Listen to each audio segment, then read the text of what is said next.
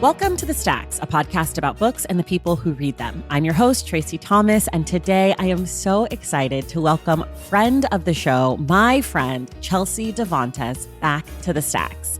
Chelsea is a comedian, Emmy Award-nominated screenwriter, and the host of the Glamorous Trash podcast. She is also the author of a brand new memoir called I Shouldn't Be Telling You This, but I'm going to anyway. It's comprised of revealing essays that chronicle Chelsea's upbringing and her journey to Hollywood. Chelsea and I get to talk today about different iterations of her book, how she feels about having a memoir coming into the world, and also a piece of her life that a lot of folks don't know about. Don't forget, the Stacks Book Club pick for June is It Ends With Us by Colleen Hoover. Melissa Mogojon will return to discuss the book with us on Wednesday, June 26th. Quick reminder, everything we talk about on each episode of The Stacks can be found in the link in the show notes. If you love this show and you want inside access to it, head to patreon.com/thestacks and join the Stacks Pack. For just $5 a month, you get to be part of the best bookish community on the face of the earth. You get access to our Discord, you get to join us for monthly virtual book club meetups, you get to have a bonus episode each month, and most importantly, to me at least, you get to know that by joining the Stacks Pack, you make it possible for me to make the show every single week. Head to patreon.com/thestacks and join. Another perk of being in the Stacks Pack is that you get shout outs on this show. So thank you to some of our newest members, Kayla Bathala, Gigi, Amanda Schaefer, Ames, Christy Klein, Mika Strahorn, Joanne Perella, and Liana Major. Thank you all so much. And thank you to the entire Stacks Pack. Also, if you're less interested in joining a community, but you still want to support the work of the show, head over to tracythomas.substack.com and subscribe to my Substack. It's called Unstacked. I talk about books, pop culture, and a lot more. tracythomas.substack.com. Okay, that's it. Time for my conversation with Chelsea Devantez.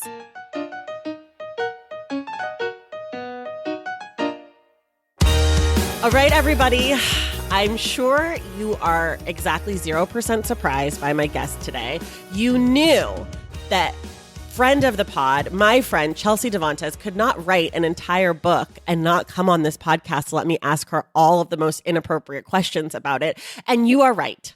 We are predictable. And my guest today is debut memoirist of the book I Shouldn't Be Telling You This, but I'm going to anyways, podcast host, and the amazing Chelsea Devantez. Welcome. I'm so happy to be here. I feel like I would write a book just to get to do this, just to get to be on your podcast and talk about books. Well, you did it, and here you are. And it worked. Congratulations. Thank you so much. Was it worth it? Was Yes. it worth writing an entire book for this next hour or so? Yes, 100%. I mean, you know what? Who's to say what happens in this next hour? But in this moment, I'm feeling really good about my choices for the past 3 years. You actually started writing this before you even knew me, in the hopes that one day I would be on your podcast. No, meeting you was such a light in my book process because I think I was on the home stretch to my first draft. And I kept thinking to myself, whenever I read a book and there's just something bonkers in it, or they didn't go deep enough or something doesn't make sense, I think, where were their friends? Where were their friends? Like, did they not show this to anyone, especially in memoirs? I'm like, did you not show this book to anyone? Yes. And so I kept thinking to myself, I have my friends who I'm going to send it to, but I really need someone who doesn't know me that well to read this. I need someone with a really objective eye, but who do I trust to look at a manuscript who doesn't know me? That's crazy. And then in comes Tracy into my DMs. We do a podcast. We realize we are the exact same and the complete opposite at the same time. Yep. I realized how smart you are. And I said, will you read my book? And you did. And I said, yes. And you gave me fantastic notes. And you were the perfect person. Yeah. Yeah. And it'll surprise exactly 0 people that most of the notes I gave were, take this out of the book, cut it, too much of this, less of this. Well, I think very importantly, you had said, you had a lot of nice things to say, but on the very first page, you wrote, no, I hate this. Talk about yourself. Because I think my earliest draft began with some early aughts scene painting. And you were like, ew, I hate it. And I really wasn't sure if you were right or not. And then I had a chapter that, every chapter title of my book is a different woman's name. And you were like, begin with your own name. And I was like, no, that's too obvious. And listeners, I begin with my own name and I end with my own name. And that is directly a Tracy Thomas. note. Yes, I did it. I'm a published author. We've already dove in, but you have to tell people in about 30 seconds or so what the book is actually about. Yes. So it's a comedy gal memoir. I am a comedian. It is half comedy and half absolutely harrowing trauma. And you got to want both. It's dark. It's also funny, but you've got to want to laugh about the dark stuff. Otherwise, you're opening this book expecting, are you there, God? It's me, vodka. And it's not going to be that. And it's a memoir. It's about my life. And each chapter title is a different woman's name. Some are heroes, some are villains. But what are both those things? A leading role. And I do love women in my leading roles. And very naturally in my life, women have always been centered.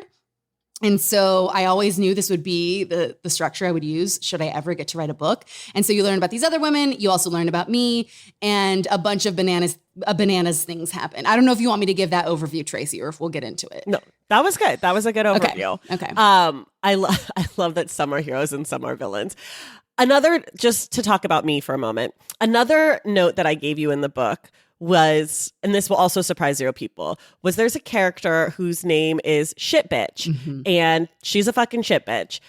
And I told you more shit bitch because there's two things I like in a book. I like a short book and I like shit talk. And you know what? Shit bitch gives us the shit talk. Yeah. I love it. I have questions about shit bitch later, but I just want everyone to know that if you like the shit bitch chapter, you can thank me. Yeah, you can also thank one of my best friends, Ashley Nicole Black. Same note. She was like, more. Go harder. Why aren't you telling everyone how all the other horrible things? And I was like, because I don't want her to take up space in my story. But she was like, no, include more. And I did. And that's another Tracy Thomas specialty. And it was great. And as I was reading it, because I read it, the first draft, and then I read this finished book, and I was like, I love this chapter. This chapter's amazing. And then you reminded me that was the note that I gave you. So I was like, well, at least I'm consistent. Okay, enough about me. We're going to talk about you for real. I want to know, because this book is sort of this combination of, you said, of like trauma and comedy, and you're sort of this person that the world knows as a comedian and as a writer, and from your podcast of like analyzing these things, which are all sort of, lighter things. How are you thinking about audience? Who are you envisioning as like that you were writing to? And how were you feeling about knowing that people might know you from one thing and then pick up this book and get all this other stuff where they're like, what in the? Yeah. It's interesting because I think, and when I've interviewed other authors, I'm curious if you think this is the same. We write the book we would love to read. So when I'm reading a book, boring is like the worst thing you could be. I read a lot of memoirs. So when people do like a fun little life skim, I'm like, whoa, what a waste of my time. That's not what life even is to live through. So, right. And I like heart, and I like depth, and I like introspection. And if I believe like, if you're going to memoir, you better fucking memoir. You better bleed out on these pages, baby. This is your chance. And so that's what I gave. And I realize actually more now that the book is coming out, and that, some people are like, oh no, oh my God. Like I thought I was going to read a fun book. This bitch, what is she doing to me? But I think unfortunately that's also the experience of my life. And most of my life, I have continued to pretend, where I'm like, I am fun. I love makeup. I'm a comedian. We're good from there. And I just thought that was most important to present as normal and fun and happy. And I never let anyone see what was underneath. And in this book, you see what is underneath. And I'm learning, like, not going to be for some people, but for anyone who has really lived through something, who knows pain in any way, and wants to laugh about it and find your way out, then this book is for you. But I mean, I just saw, and Tracy, you're going to kill me. She reads the Goodreads reviews, you guys, and she won't listen to me about that. No, She'll listen to me about shit bitch, but not Goodreads. I think to myself, Tracy said no. Your therapist said no. And then I'm already on the page. I've already clicked in because I like to emotionally hurt myself with the internet. And I saw this, and I think also, I do believe I'm going to stop. I believe I'm going to stop. But I think as a debut author, like, you just really don't know how it's going to hit people who don't know you. Yeah. And I think you really need to be prepped for this book. Like you need to know what it is before opening the page. Otherwise it punches you in the face. You've got to know that it's going to be dark and light. And this woman left a comment where she was like, okay, so I didn't read anything about this book. And I shouldn't have done that. And she was like, I did like some of the jokes, like how if you cut your hair and get bangs, you think it's going to change your life. And I was like, I didn't make that joke. I think that joke is fucking lame. Like I would never make that joke. It's been done. We've done it. And but I do have bangs. And so I think she was just looking for something that spoke to her and made it up for me. And then was like, the rest was horrifying. And it's like, if you haven't seen darkness in life, maybe you shouldn't experience it for the first time in my book. So as I was preparing to like research for you, I listened to this episode of your podcast where you talk about some events in your life that were pretty fucking harrowing. So I at least knew going into the book that at least one part of the book was probably going to involve this like crazy story. And then I also knew that you were a donor kid. And so I knew that in some way would be part of the book. And so I at least like had a few things, but there's a lot in this book where I was like, oh, surprise, that's awful. Like, or like, oh, I didn't know Chelsea had been through that, or like, I didn't know that about you. But at least I knew that there was like some depth there, that I had the sense that it wasn't all going to be like, ha ha ha. I mean, not that I'm like so deep, but you've got to want depth. You've got to want depth. And sometimes we go to our comedy books because we want lightness and we want fun. So you've got to want your depth with your comedy to enjoy this book. But I also really tried, in the first page, and no, in the first 2 pages, I'm telling you what is up. So you got to be, you got to be reading. But I do hope the book is funny. And you did give me one note, which I loved, which was that there were too many jokes. And I said, yes. No, I felt great about it. I said, too many. I'm amazing. This is a place where we are different. We are different. I hate jokes. Can I tell you that I was conned into watching the Tom Brady roast by my brother, and it is so bad. Oh, yeah. It's a very bad roast. Some roasts can be good, but that one, usually the roast reflects the person being roasted. Yeah. And also just like, it's just so homophobic and like so because it's like what jokes do you have to make about that person? Who are the people close to you who are going to have special speeches? Like, it was just so bad. Though Nikki Glaser was hilarious. She did Crushed your podcast. It. Yeah. Well, also I should say on my podcast, I do really approach these books with depth. I think that's what shocks people too. And I do the thing that I tried to do when I was writing for Jon Stewart, doing political comedy, where I'm like, it's funny and it's fun and it's cute and it's fun. Bam! You need to look at life. For sure. Yeah. You're failed. Okay. So one of the things that happens besides you telling us that the book's going to have depth in the beginning is there are these black boxes in the book. Yeah. And they were not in the version that I first read. They were put into the book later. And I'm curious. I don't even know how much you can say because I'm going to say what I think I can say and you tell me if I can't say any of it. But it's because for legal reasons, you had to remove parts of your story because of the law. And your workaround had to do with just blacking out the sections. Yes. Redacted, like blackout censor bars. So let me say this. No one told me you have to put censor bars in your book. They said you have to delete this story entirely. And I said, I will not publish a memoir without it. One, just spiritually, cosmically, it was the reason I wanted to write a memoir was to finally share this story that took me decades to share.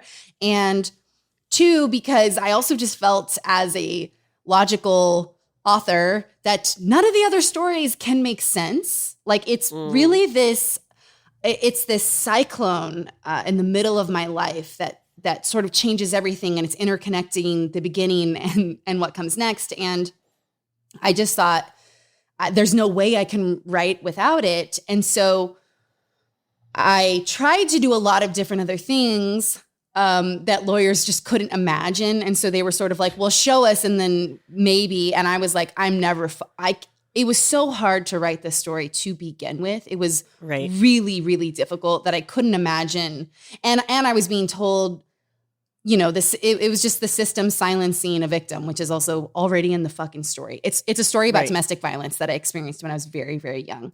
And so what I chose to do was black out just enough words that I could legally print it. And I wanted people to know that something was missing. And I chose to tell a different story, which is how our systems silence victims and anyone who is an other. The system is set up for you to fail, specifically because I waited, I went to therapy, I have savings, I already had a lawyer, I got another lawyer. I know famous people, they're in my phone. Sometimes they text me back, depends on what I say.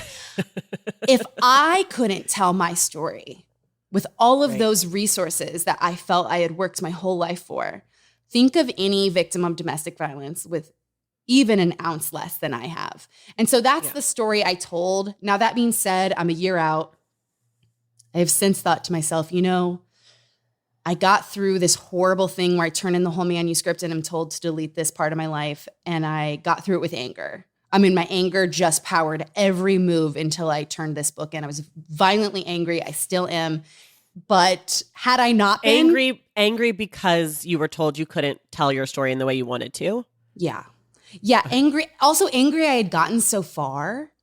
Yeah. It was the last step. I never would have conceived of the book's structure. I never probably would have written it. I wouldn't have. I had to go back to court documents. I didn't have to, but I did for the story. I had to go. I called people who were there at the time. I had to interrogate things that were really hard for my brain. And I did. And then to kind of feel like it was all for nothing, or to kind of feel like no matter what happens in this story, I lose because I am the victim in the story, and victims are set up to lose even when they're winning, because I am the winner. Like, everyone was like, oh, that happened to you. We will serve justice. And justice is, sure, you get justice, but don't fucking say it ever. Don't ever tell anyone else this happened. And that is how we allow domestic violence to continue, is because women are shamed into being quiet about it. That's the reason why it happens over and over and over again. And if it was something in culture that, say, I don't know, a comedian had written about with jokes in a way that you could read about domestic violence in a way that didn't make you feel icky, but perhaps changed your mind and made you laugh, maybe that could have been impactful. But instead, I blacked out a bunch of the words because I had to. And you and I have talked about this, that because you were angry when you had to make the changes, and you sort of kind of like bull in a china shopped it with the black boxes. But now, a year out, how are you feeling about that? It's interesting. Sometimes, because I'm doing a lot of press for the book right now, when I get the reaction I was hoping for when I made that choice of like, wow, this other wild story hit me, which is like, this is like a comedy book, and there's blacked out bars and you can't tell it, and it really was powerful. I'm like, yay, I made it through. I made something out of nothing. But anytime someone is like, wait, why were the black bar? I'm like, oh God, I just wanted everyone to know that something had been taken from me, and that it's taken from so many people like me. And perhaps I would have, the structure was this domestic violence relationship I lived through when I was very young. And then 10 years later, when I get subpoenaed back to court for these just absolute bananas reasons. And so that was the first chapter, and the last chapter was 10 years later. And so it was the whole book structure. So I would have had to redo the entire arc of the book. And I think the heartbreak of having to go back into hiding that story that I had worked years to have the courage to share wouldn't let me rewrite it. But would the book have been better had I don't know, maybe the lady who said I made a bangs joke would have found her way in. I don't know. But maybe the book is not for her. I don't know. I don't think she was finding her way in. I think she thought you were someone else. I think maybe she thought you were Chelsea Handler. I think that's right. That's possible. Did this ever make you think about how some of the books you've covered on your podcast, Celebrity Memoirs, like that you've covered, that maybe those people also didn't put things in that like we know about in the culture because of legal reasons, and instead of like redacting that, maybe there were things that they just like completely pulled out of their books? Yeah, I mean, I think that's why the Tommy Mottola section is so short in Mariah Carey's book. She's like, entered the marriage, it was horrible, and here's a couple things that have witnesses, like Debrat when they're getting French fries. Right. And now I'm out of the marriage.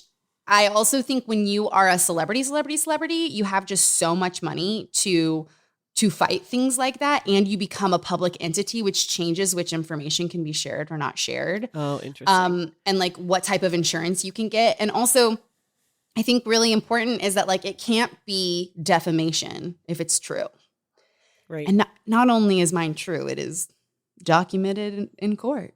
And I was still not allowed to share it. And I think that speaks more to a moment we're in now of, I mean, it's like, I think what was really chilling is that the USC graduate whose speech was banned because she spoke out for Palestine just released it, and the whole thing is redacted and has black bars on it.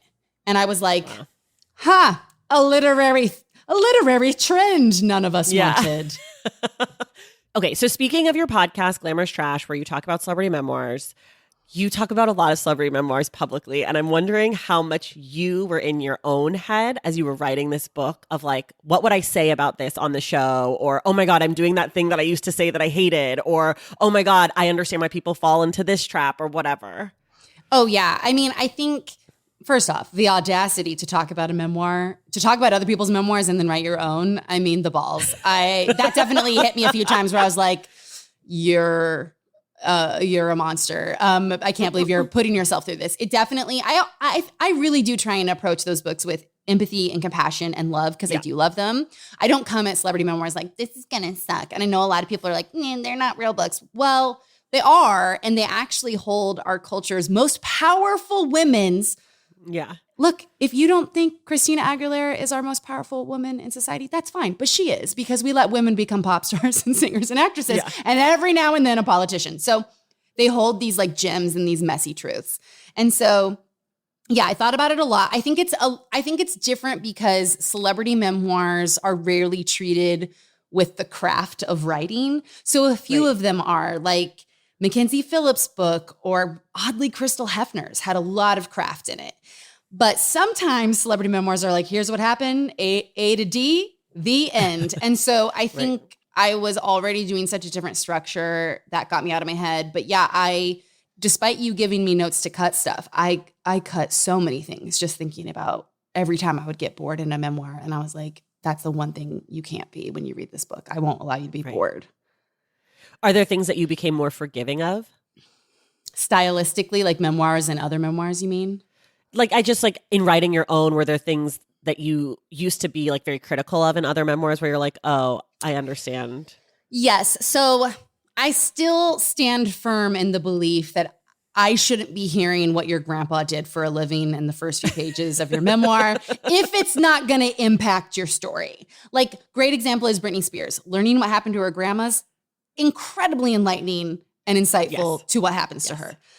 But then like other people are just like, here's what my grandpa did for a living. I'm like, what the fuck? Who cares? Yeah. You know? And also not in the beginning. Like, and so I'm still like, I still hate montage mush, which a lot of memoirs start with. They're like, we kind of lived on this street. My mom always baked, whatever for breakfast. And at night we would watch cartoons, and it's just like, I need a beginning, middle, and end. I don't want to hear the mush of floating smells and scents throughout your childhood. I don't want to know what your dad's neck smelled like when he hugged you. So that said, I did have to move a chapter forward when I had to redact a lot of the first chapter, this chapter called Amazing Grace that had a lot of my childhood details in. And I had to kind of pillage other chapter details and put them in the beginning just so that you would be able to read my book and know the timeline.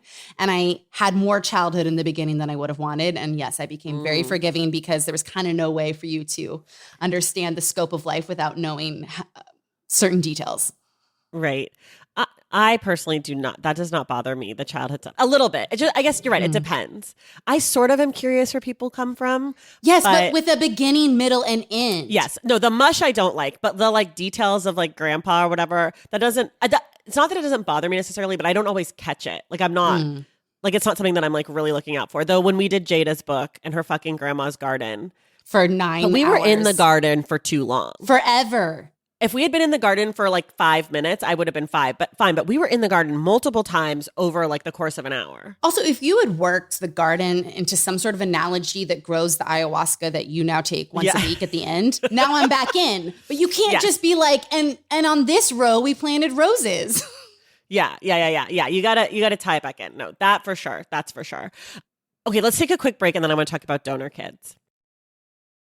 Valentine's Day is upon us, and I've got love on the brain. Love for books, duh, of course. Hello. Did you forget what podcast you're listening to? I love bringing you all great reads, exclusive author interviews, and behind-the-scenes book gossip. But I can only do that with your support over on Patreon and Substack. Our Stacks Patreon community, also known as the Stacks Pack, is where you can go for book club meetups, a private, very active Discord, and a year-long mega reading challenge to help you achieve all your reading goals. Plus, you also get that monthly bonus episode. Now, over on the Substack, you can subscribe to my newsletter, Unstacked, where I keep the book conversations going. I also give you a healthy dose of sports and pop culture, definitely some hot takes happening over there. And again, that bonus episode. If you don't have a few dollars to spare, don't worry. There are free options on the Substack and the Patreon to get you a little extra Stacks magic. Making this podcast is a total team effort, and by supporting my Patreon and my Substack, you allow me to support my amazing team that makes the show possible every single week. So if you or your friends are looking to meet other book lovers and support this indie podcast, come hang out with me on Patreon, Substack, or both. I would love to have you. And since we're talking about love, you can gift subscriptions to the Patreon and the Substack for that special reader in your life. For the Stacks Pack, head to patreon.com/thestacks. And for the newsletter, head to tracythomas.substack.com. And also, there are links to both in the show notes. Okay, see you in the Stacks. Okay, we're back. You're a donor kid. Mm-hmm. It's in the book. I don't think it's a spoiler because I feel like that's like part of who you are. No, yeah, I did write it as a big twist. So I write about in the first 5 chapters, I'm like, oh, and then my dad, and then my dad. And then I reveal that he wasn't actually my dad the whole time. However, it is such a huge part of who I am. If you know me before you read the book, you know, you got to know it's coming. And I do like the term donor kid. I like some it. People don't like that. Yeah, they want to be called donor conceived, like that they're a donor conceived or a donor conceived adult, because I think the infantilizing of donor kids kind of allows you to see us as cute kids you're creating and not like human beings who deserve rights and stuff. I see. Okay, well, that's what I want to talk about. Just so your listeners know. Yeah, but I like donor kid. I had no idea. I just know I think you're the only donor conceived person that I know. Statistically, that I know. You're going to end up knowing someone else, I bet. I might know some, but you're the only one that I know who's out that I know. Yeah. And so that's what you say. So that's what I've been saying. But now I know that maybe I shouldn't be saying what you say because it's not my community. It's not like that. You think it's okay? I think it's a community. It's kind of the same as like, now they call being rehomed in the adoption community adoption dissolution. But that's a much nicer term for I adopted a child and then gave it away. And so some adoptees prefer to keep calling it being rehomed because it sort of implies the emotions that come with it. So I think it just differs. Okay.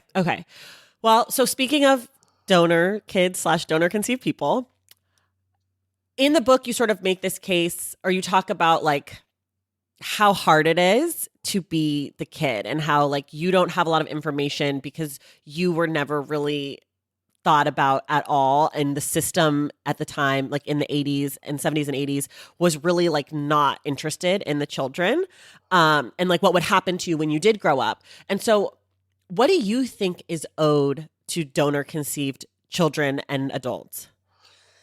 I mean, to be using a donor in this day and age, a known donor where you get your medical information and the correct identity.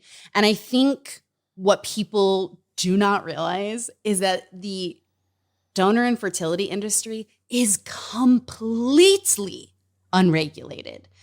Unregulated to points where I'm going to tell you some basic facts and it's going to make you sick. And this is the whole industry. So on Vanderpump Rules recently, Lala Kent was having her donor party where everyone gets to pick the donor based off the profile. And I was like, LO fucking L. It's like, I'm nice and I went to Harvard and I'm 6'2".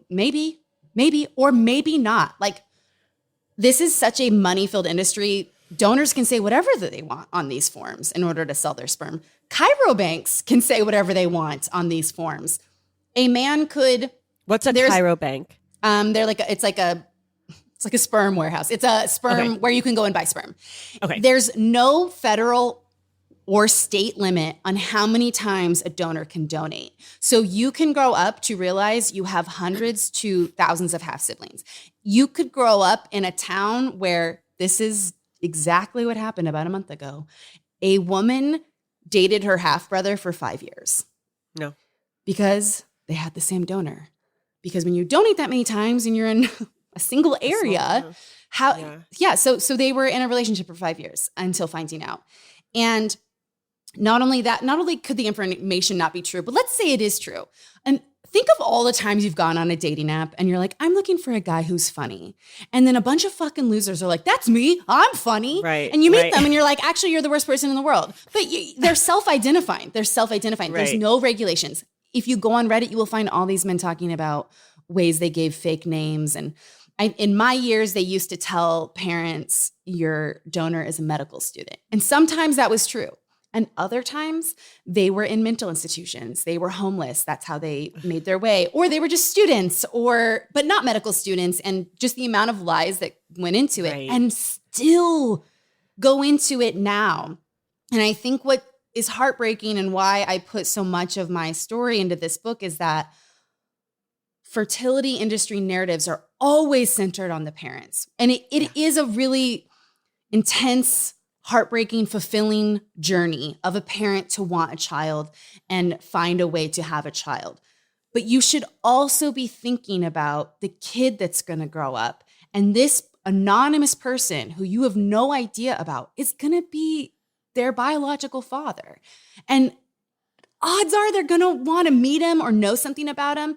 And wouldn't you want to vet your kid's parent? Because if you enter our community, there's a lot of really bad, horrible donor people, and it's your father. You know what I mean? And it's a lot of really not great guys. Right. And have there been changes made like in the recent past, like for kids who are donor conceived now? Colorado has recently made a law that you cannot donate anonymously, and that law will go into effect next year. Okay. And not only that, but people who don't want to go through the cost of donors have gone to Facebook. And there's a guy on 90 Day Fiance who has made maybe 1,000 children because people find him on Facebook and he comes to a hotel room and gives them a sample. And I just think they're not thinking of what their children are going to experience later in life. Yeah, fuck. That's not great for the kids. Like, I don't know if that's an understatement or not. I think people, they really have this feeling of like, and you know, the donor community has come together with the adoptee community because we have so much in common, but there's this feeling of like, we're your parents, we're your family. That person is not your parent. You don't need them. And I think what you don't realize is like, you do biologically. I mean, I don't have my medical history. I don't have anything about myself. And legally, I can't. I legally am not allowed. Like, I don't have any rights to it. And everyone wants to know who their parent is. It's the theme of 1,000 movies. And what's that little children's book? It's like a duck being like, are you my mom? Yeah. Are you my mother? Are you like, it is the most natural instinct to be like, I just want to know something about them. And I think when these decisions are made, it's like, oh, you'll never need that person. It's like, that person's DNA is in my body. Well, right. And it's also that the parents are saying, or like the system is saying, you'll never need that person, but nobody's really considering what the child will need and will want when they get to be an adult.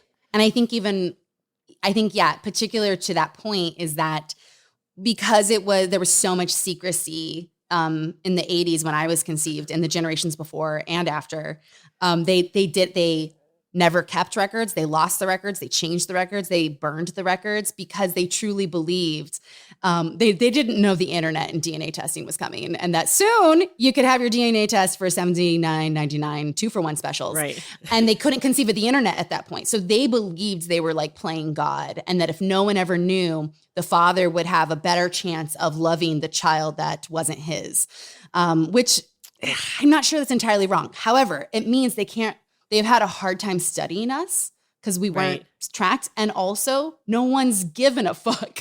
So there's like 4 studies about us. And the one that I found, oh, it's painful. It's named, my daddy's name is Donor. No. But they studied us and they found in comparison to kids who know who their biological parents are, not even raised with them, just know who they are, we're like, it's 2 to 4 times more likely to die by suicide, to become alcoholics, to become depressed, to have mental illnesses. If they did know or if they didn't know? If they didn't and become criminals. Yeah. So donor kids are like 2 to 4 times on every single kind of ism you could have, more likely to. And interesting too is that they found, at least in that tiny study, which again is too small to be indicative of a full truth, but that divorce rates go down when you have a child later in life, because the idea is that you've waited longer, you have money, you have things that take a divorce rate down. And when you bring a donor into the picture, the divorce rate skyrockets. Wow. And so, but it was kind of amazing for me because I always grew up being like, how the fuck?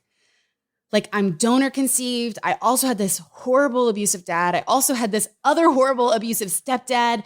And I don't know who my real dad is, and it's like, I think what's kind of beautiful is that as we've all kind of come out of the cracks to be like, we're here, so many of us have similarities. So right now there's this podcast called Inconceivable. And like, he has a dad who turns out not to be his biological dad, but he was such a piece of shit to him. He was already estranged. Then he had another dad. Then he finds out he's donor conceived. And I was like, damn, I used to feel so alone. And now I realize I was never alone. We were all told to keep it a secret. We were all told it was shameful. And we're trying to like reverse that right now as a community. Part of your story is also that your donor father was Latino. I'm going to say Hispanic because that's the word that was used in the 80s. Yes. Okay. Hispanic. And that plays a part in your book as well. Yeah. I'd love for you to talk just a little bit about that because your mom is white. You were raised with white dad figures and white brothers.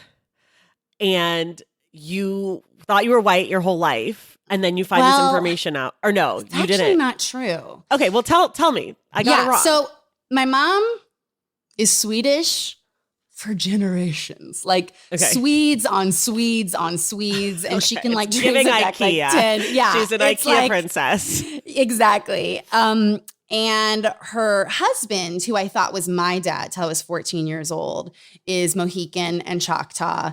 And I think like Scottish or something. Okay. But he very much identifies as Native and is a big part of his life. Oh, that's not in the book. Right, because it's fucking humiliating to have thought he was my dad and for all of that to have been a part of my life and a part of how he raised me and realize it was a lie.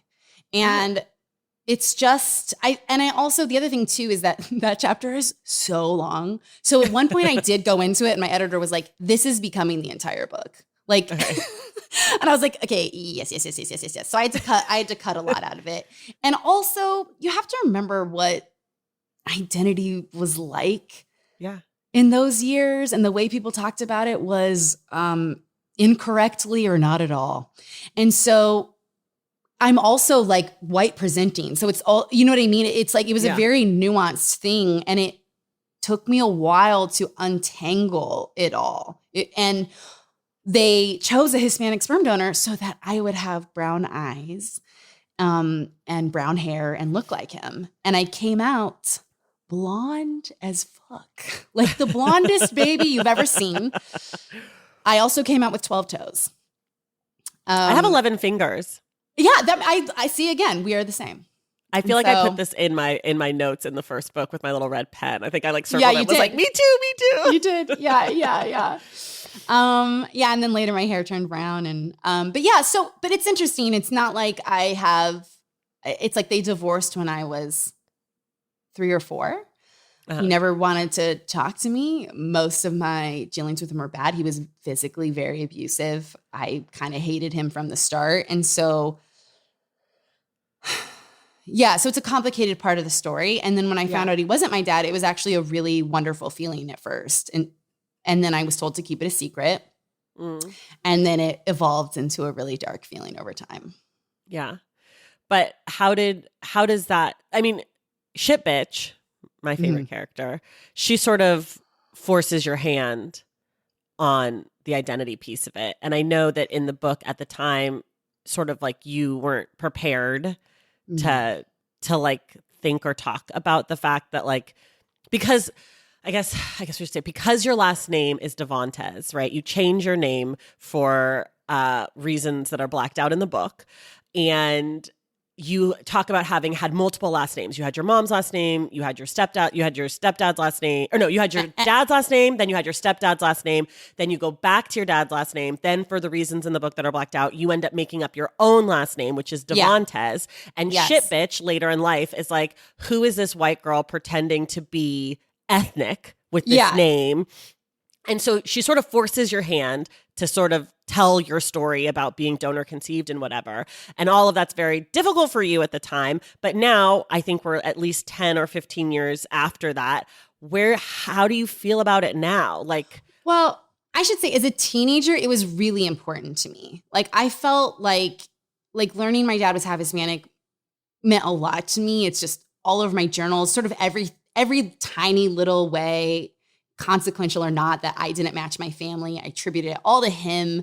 I definitely had like these beautiful fantasies of who he was. And I don't know if it's a teenage thing or just a human thing, but like it's really weird because it's like, I don't feel connected to being Swedish at all. Right. You know what I mean? But because I didn't know my dad and because I knew so little of him, it just matters so much to me. And Devantez is it's made up. So no one in the world has it but me, that name. And the name kind of says like, is she something? And I think that's the perfect name for me. That's because it's true. Yeah. And I have been trying to figure out who I am supposed to be in that aspect of my life, my whole life, and trying not to trespass where I don't belong. And as a teenager, it was just what it was. And so I was very proud. And then I'm like 19 or 20 and I get a hold of some more books and I'm like, is this mine or not? I'm keeping it a secret. I feel a lot of shame around it. I just kind of tried to just be this blob in the corner. And I think, again, like we haven't really started talking about identity in like pop culture, outside of academic circles until like the last 5 years. Right. And in really horrible ways in the name of wokeness sometimes. And so it wasn't a conversation I was also pressed to have, except when I got into entertainment. And I would just say, I don't know who my dad is. And they'd be like, yeah, but take a DNA test. I'm like, yeah, I have. He's Hispanic. They're like, nice. And it's like no one understands. Cool, awesome. And I told a lot of people, not a lot of people, I probably told 2 hands to 4 hands of people I was donor conceived. So it's like I would tell people in interviews, I would tell bosses of mine, I told my best friends, I would tell some partners, other boyfriends who were bad did not get to know. Because they didn't even want to know what music I liked. Right. So I think the secret is really what took over my identity. Most of what I was wrestling with was being a secret and being really ashamed of who I was. Yeah. And I think keeping a secret when you're a child will do that to you, which is also why if anyone out there is raising a donor conceived child, the best thing you can do is tell them as soon as you can. And there are children's books about it and you give it to them every day. I think that part of it really fucked me up and made it so that my identity is really twisted around being donor conceived. That's like my primary identity. And, Yeah, I was working through it in therapy. I have a therapist who specializes in identity. I was on my own little journey, and this person who I named Shit Bitch and Shit Bitch Jr. Had slept with a guy that I didn't know about it, but I later ended up dating him, and then I knew about it. And she was like, "Why don't you like?" It's age old, the town bastard. Okay. Right. It's the town bastard shit of like, look at that fucked up person without a dad. Why don't you have a fucking dad, you dumb bitch? She could have never known I was donor conceived, but I still don't forgive her. And I outed myself. And I feel it's really interesting because I feel so infuriated and will never I feel a level of being infuriated that's like, not good for someone. The amount of hate I have for her is bad. And yet I'm so much happier now. I'm living that you like told that I'm out. People that you're out. And I don't know how to explain it.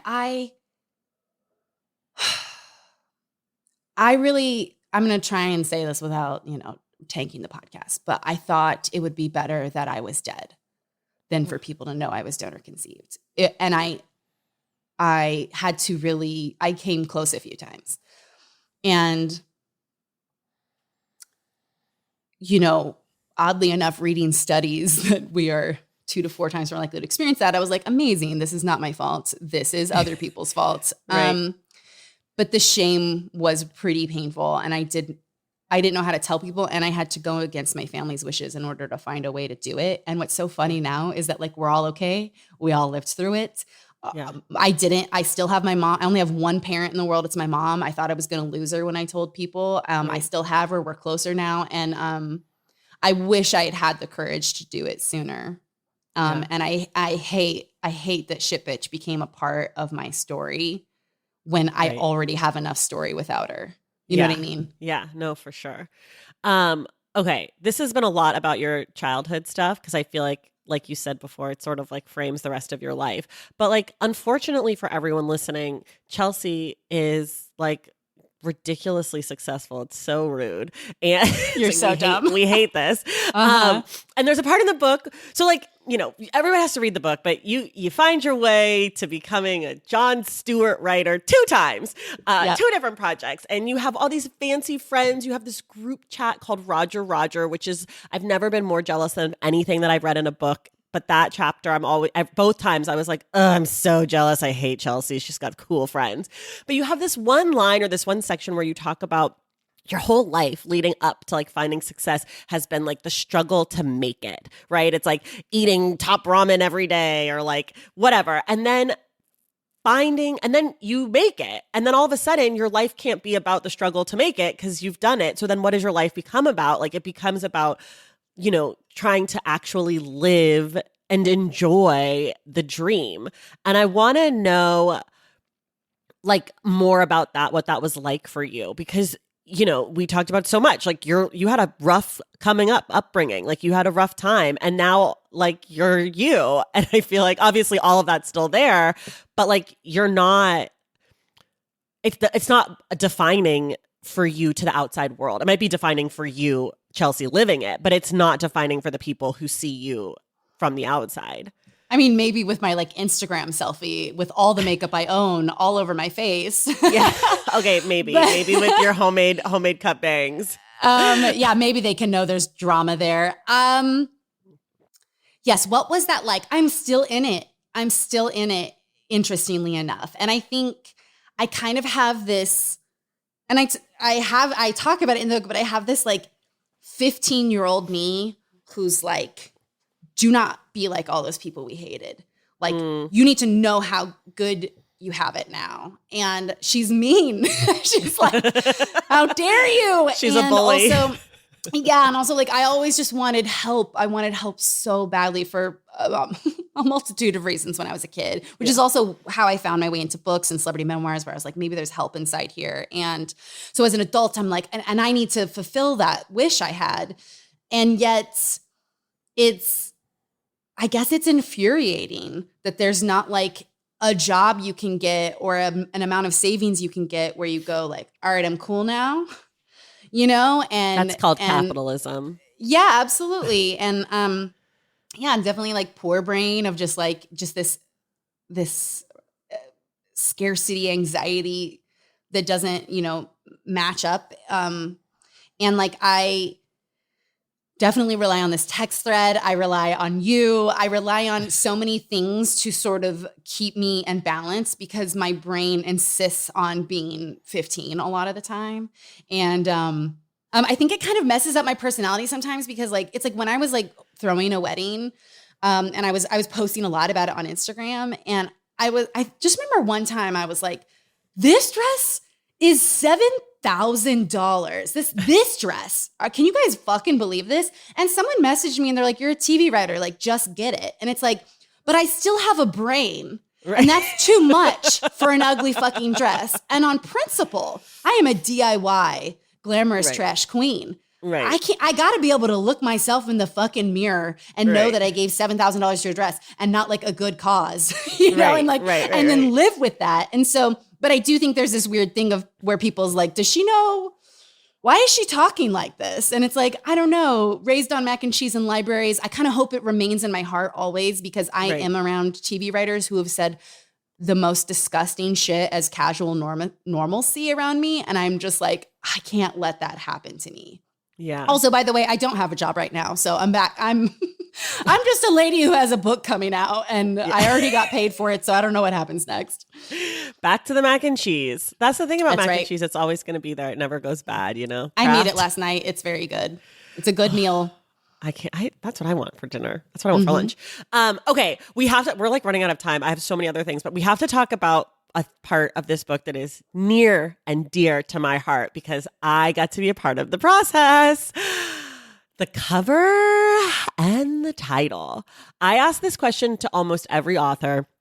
And I'm always like, oh, were you involved in the cover? Like, how'd you come up with the title? And usually like, yeah, I knew this was the title. But I happen to know for you that you had no fucking clue what the title or the cover of this book was supposed to be, basically until you did. But it was like months and months and months and months, especially for the cover. The cover was like, it could have tanked the entire book. Yeah. So I sold the book with a title, which was, I love you, I'm sorry, please forgive me, and fuck you. Because that is a prayer my mom taught me. We grew up New Age. The last line is her own. And they immediately were like, the way you are using fuck you will get your book kind of shadow banned on like Amazon and stuff. So if I had written how to be a fucking badass, I'm back in business. We put some asterisks on the cover. We're good. Right. But because it was said, fuck you, apparently they were just like, hey, it'll hurt your sales unless you change it. So I was like, okay, let's change it. Then I go into a free fall. Yeah. And I think I live in this space of like very, very feminist, but also very femme. And I love makeup. And so very easily people will be like, oh my God, like pink sparkly lips. And like her bra's loose because she's messy. And it's like, oh no, I understand the girl boss remnants we are working with. But you got to put those away. Yeah. And I really think what I have found in all aspects of my art, including trying to get a cover, is that not a lot of people know the aesthetics of a working class or poor trash person. You know what I mean? Where it's like, I'm not like Dior purses and like high heels because I'm crushing it. It's like I wore flip-flops to every school dance.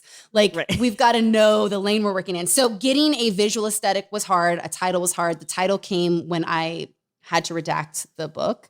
And then I started working on titles. And then I pitched something and my editor tweaked it to become what it is now. And when you sent me the title, I remember being like, yes, so good. Like I was literally like, finally, we did it, nailed it. Like, and you were the best author friend because I would send you things and you'd be like, ew, no, bleh, would never read. And you need someone like that. So many. And I remember being like so overwhelmed at one point. And I was like, I don't even know how you're doing it because I was like, now they're starting to sound the same. Like they feel the same. And then you sent this title and I was like, stop. That's it. Stop. Walk away. Like back away slowly. I think this is the perfect title for my book. Mm-hmm. And I don't think, and another truth is that titles like this aren't very good because you could walk away and be like, it's called, you should say something. It's called, I can't tell you this. Yeah. I'm not supposed to say this. Yeah. Yeah. And so I was trying not to choose a title like this, but when you're choosing a title, everyone in the publishing house has to agree with you. And we didn't agree on anything. So every title I came up with that I loved, they were like, you're out of your minds and never. And every title they came up with, I was like, no way. And then the cover was just as bad. And I even had a cover and I was like, Tracy, I'm sorry, this is it. And Tracy was like, this is hideous. I'm like, whatever, I'm out of time. They told me I don't have any more changes. And what I had done was I had written out the words of what I'm looking for, and then I just let them go. But I think it goes through so many voices that what you have to do is put together a literal visual deck of everything from fonts to colors to whatever of what you're looking for. That is what I ended up doing. And that is how I got this book cover at the very last second. And it's because someone told me at dinner my book cover looked like a dead protester. And I went to my editor and I said, I got dead protester feedback, so you have to let me change this. Wait, was that person me? You said you hated it. Someone else said dead protester. But it was like a woman who was exhausted and laying down. And because it's called I Shouldn't Be Telling You This, they had been like, she should have a megaphone in her hand. And not good. And you were like, I'm out of time. And I was like, no, you're not. Tell them you need more time. Yeah, you did. And it was good. I need friends like you because you would have a dead protester on your cover right now. I might. She was a brunette. I was like, she looks like me. I don't know. No, she was like a light brunette too. I was gonna have them change the hair color. Okay. How do you write? How often? How many hours a day? Music or no? Snacks or beverages? Rituals? Set the scene. Anything cute, organized, and like a lovely writer's nook and an adorable desk. Get rid of it. It's none of. No, so because I got into this by the way of Second City and writing stuff that I perform, and I was always touring and I always had $2 to my name, I can write anywhere at any time. I can write laying down. I can write half asleep. I can write on a plane while I'm on Xanax. Actually, probably my favorite way to write. Not on a plane. I don't like planes, but like having the Xanax is nice. I write from hot tubs. That's probably most of where I write when I can get to one. When I can get to a hot tub, do a lot of writing there. You say how? By balancing your laptop on the ledge, my friends. I don't know if music was on, that'd be fine, but I don't play music. I don't like slice up a cute little peach. I know that I like drinks around, but I feel like alcoholic drinks or non-alcoholic drinks? I definitely drink some alcoholic drinks to get the first draft of some chapters out, which definitely feels like some weird Ernest Hemingway advice or something. It's like write drunk, edit sober or whatever. I don't know. But I like not being precious about my writing. I think it makes it easier to know when it's good and know when it's bad because it's not my precious little writing. You know what I mean? And also I just was trained in late night TV. And like you said, Jon Stewart show, it's like, write another joke, write another joke, write another joke, read an article, have a take, write a joke, have a take. And so switching up and rewriting is like where it happens anyway. And I do that from wherever. What's a word you can never spell correctly on the first try? All of them. We moved this around. Is how we're the same. And I missed this, whatever year I was supposed to learn spelling at whatever school. Spelling and grammar is tough for me. Millennial. Oh yeah. Really complicated one for me. There's so many options of what vowels could be in that word that I'm just like, I don't know, and it's always an I, and I never choose the I. Yeah. I sometimes put U's in millennial. I don't know. I know. For people who love this book, what else would you recommend to them that's maybe in conversation with what you've written? Oh, God, Tracy, I was hoping you could help me with this. Okay, Jeanette McCurdy. Okay, yeah. Margaret Cho's first memoir. Okay. Possibly Gabrielle Union's first memoir. Yeah, okay. I think so. A book you recommended to me, which was Lacey M. Johnson's The Other Side. Okay. I feel like, what about Angela Tucker's book? Yes, Angela. I would be honored for it to be in conversation with that. And it's because her book has helped me so much. I think one thing I want to make clear to everyone is that like, I I'm going to say supposed, but it is smartest to memoir and write about life that when you've had a lot of years on it and a lot of introspection and you can really deliver the story.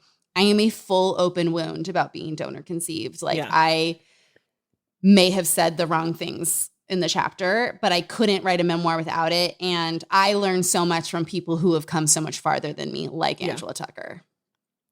If you could have a person, dead or alive, read this book, who would you want it to be? I would want a woman who shared her trauma in years when society wasn't ready and outcast her for it because she shared too much. Maybe Britney Spears. Okay. I like that answer. All right, everybody. Chelsea's book, now listen carefully, this is the title, don't get it wrong.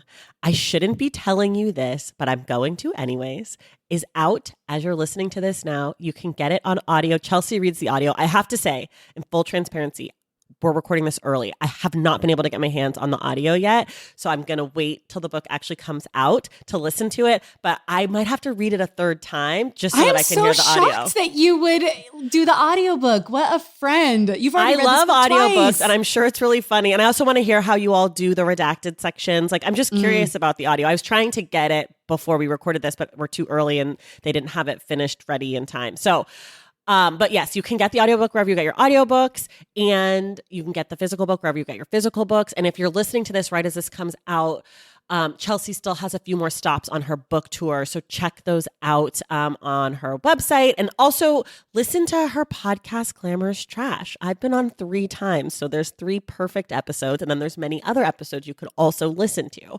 And you'll be coming on again shortly. I am? For what? We'll find out, baby. Oh, okay. You're always coming on this podcast. Okay, well, I'm available. So there's lots of celebrities. They're writing things, and I've got opinions. Chelsea, thank you so much for doing this. Thank you so much for having me. Thank you so much for building this book with me. It is tangibly better because of your brain, and I just feel so lucky that I met you when I did, and I love you as a friend. And you're in the acknowledgments. Look for yourself. My copy doesn't have the acknowledgments yet. I was guess so you'll need sad. another copy. I'm gonna have to get. I'm gonna get a finished physical, a finished audio. I got a manuscript, I'm sending you one. And I got an ARC. I want my manuscript You're gonna be so back. Sick of this Can book. I have my manuscript back? My marked up manuscript, so that I can have all copies. Oh, that is so funny. Yeah, I'll send it to you. Okay, thank you. I need all 4 copies of this book. Thank you. I love you, and everyone else. We will see you in the stacks.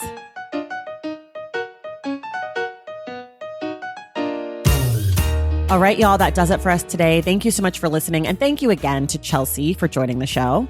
Remember, the Stacks Book Club pick for June is It Ends With Us by Colleen Hoover. We will discuss the book on Wednesday, June 26th with our guest, Melissa Mogojon.